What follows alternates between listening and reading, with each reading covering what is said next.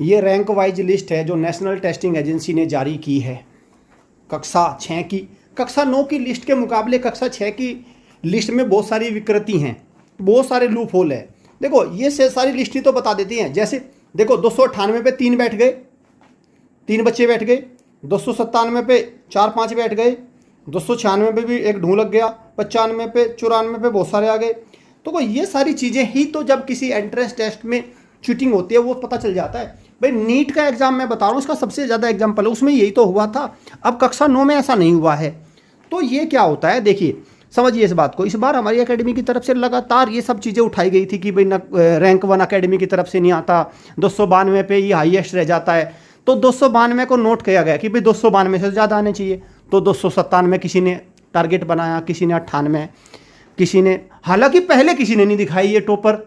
जब मैं लगातार कहता रह गया कि यार इनको बाहर निकाल लो पहले ही, भाई जो तुम्हारी एकेडमी से टॉपर हैं इनको पहले ही निकाल लो, इनकी मूर्तियाँ पहले ही लगा दो। किसी ने नहीं लगाई, कोई नहीं लगाने को तैयार। और देखना आप इस साल भी एग्जाम होगा या अगली साल आरएमएस का एग्जाम हो रहा है, सैनिक का एग्जाम हो रहा है, कोई नहीं बताएगा इनको। और इसमें ऐसी ऐसी लिस्ट है, चार बच्चों के रोल नंबर तो मेरे पास है आरएमएस में जो 15-15 नंबर से फेल हैं। आरएमएस में जो 126 की कट ऑफ लगी है उनके 126 नहीं 108-107 नंबर है उनके। ऐसे 5 बच्चों के नाम है मेरे पास इन्हीं इस लिस्ट में जिनके नंबर इसमें 296 है, किसी के 297 है। बताइए, तो ये सब चीज़ें हैं। खैर मैं तो सलाह यही दूंगा भाई, पेरेंट्स को खासकर मैं कहूँगा कि आपको ध्यान रखना है, क्योंकि ये नौकरी का एग्ज़ाम नहीं है।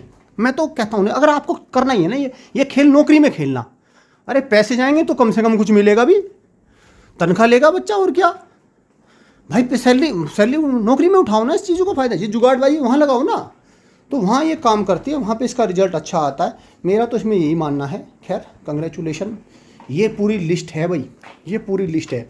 और कक्षा 6 और कक्षा 9 की लिस्ट में मूल अंतर यही निकल के आ रहा है कि उसमें एक चीटिंग का स्कोप आया है, उसमें नहीं आया। हालांकि इससे कोई फ़र्क पड़ जाएगा नहीं। इसमें क्या होगा कि 50-100 वैकेंसी है वो इधर उधर होंगी बस। जैसे 3000 की वैकेंसी है तो 50-100, हालांकि एक वैकेंसी भी बच्चे के लिए बड़ी ज़रूरी होती है।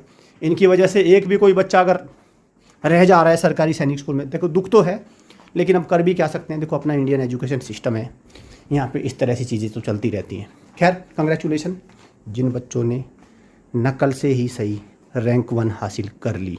Thank you students, thank you parents.